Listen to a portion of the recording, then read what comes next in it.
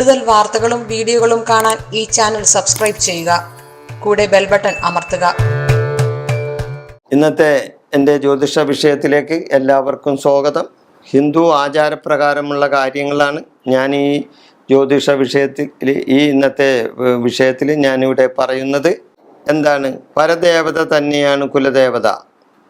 ഇത് ചിലവർക്ക് സംശയമുണ്ട്. ചിലവർ ചോദിക്കേ, ഈ പരദേവത എന്ന് പറയുന്നുണ്ട്, കുലദേവത എന്ന് പറയുന്നുണ്ട്, അതേപോലെ തന്നെ വേറെ കുടുംബദേവത എന്ന് പറയുന്നുണ്ട് ഇല്ലേ, അതേപോലെ തന്നെ ധർമ്മദേവത എന്ന് പറയുന്നുണ്ട്.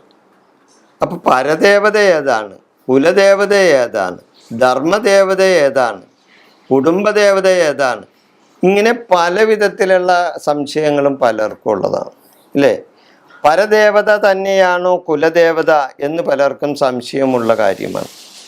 ലളിത സഹസ്രനാമം 36-ാം ശ്ലോകത്തിൽ ഇത് വ്യക്തമായി പറയുന്നുണ്ട്.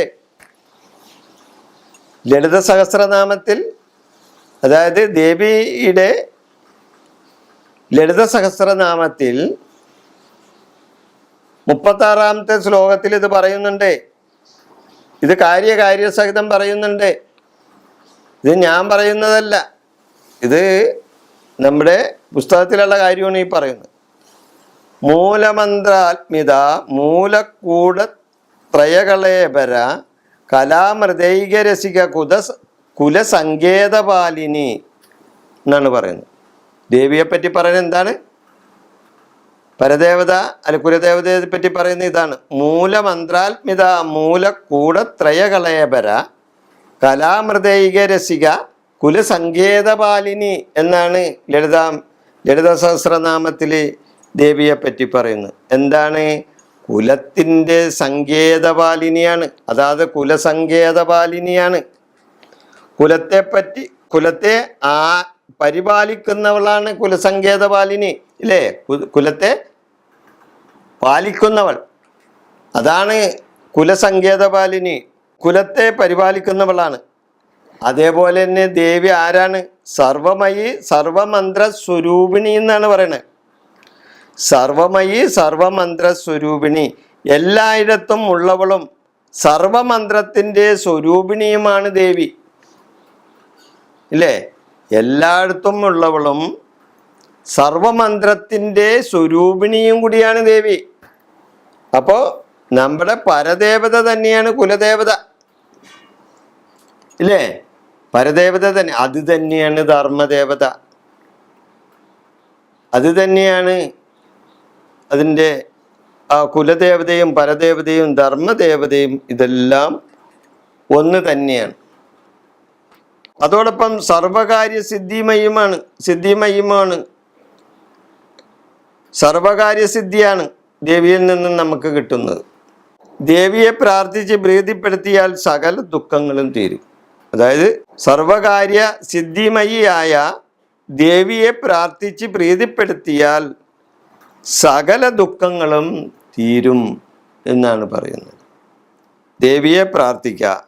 ലളിത സഹസ്രനാമം ദിവസവും ചൊല്ലിയാൽ അതിൻ്റേതായ ഗുണമുണ്ടാവും. നിങ്ങളൊന്ന് ചൊല്ലി നോക്കൂ. നിങ്ങൾക്ക് ദുരിതങ്ങളും പ്രയാസങ്ങളും അടിക്കടി ഉണ്ടായിട്ടുണ്ടെങ്കിൽ, അല്ലെങ്കിൽ ഇപ്പോൾ നിങ്ങൾ അനുഭവിക്കുന്നുണ്ടെങ്കിൽ, നിങ്ങൾക്ക് ലളിത സഹസ്രനാമം വെള്ളിയാഴ്ച ദിവസമെങ്കിലും നിങ്ങളൊന്നെടുത്ത് വായിച്ചു നോക്കും. ലളിത സഹസ്രനാമം ഒരു ചെറിയ ബുക്ക്, അത് പുസ്തകക്കടയിൽ വാങ്ങാൻ കിട്ടും. നീ വീട്ടിലില്ലെങ്കിൽ, നീ വീട്ടിലുള്ളവരെ അത് അലമാരിക്കകത്ത് വെച്ച് കൂട്ടാതെ നിങ്ങൾ ആ വെള്ളിയാഴ്ച ദിവസമെങ്കിലും ലളിത സഹസ്രനാമം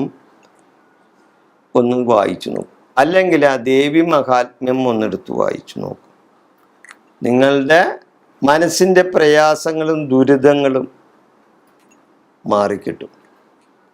ഇത് നിങ്ങൾക്ക് പരീക്ഷിച്ച് നോക്കാവുന്നൊരു കാര്യമാണ്. ചൊല്ലുമ്പോൾ ആ ദേവി മഹാത്മ്യമാണെങ്കിലും ലളിത സഹസ്രനാമമാണെങ്കിലും അതിൻ്റെ ശ്ലോകങ്ങൾ ചൊല്ലുമ്പോൾ മനസ്സിരുത്തി വേണം ചൊല്ലാൻ. മനസ്സ് വല്ലയിടത്തും പുസ്തകം കയ്യിലുമായിട്ടിരുന്ന് ചൊല്ലിയിട്ടൊരു കാര്യമില്ല. ചൊല്ലുമ്പോൾ മനഃശുദ്ധിയും ശരീരശുദ്ധിയും സ്ഥലശുദ്ധിയും ഉണ്ടായിരിക്കണം. ആത്മസമർപ്പണം നടത്തി ചൊല്ലണം. തീർച്ചയായിട്ടും ലളിത സഹസ്രനാമം ചൊല്ലിയാൽ അതിന് ഫലം ഉണ്ടാവും.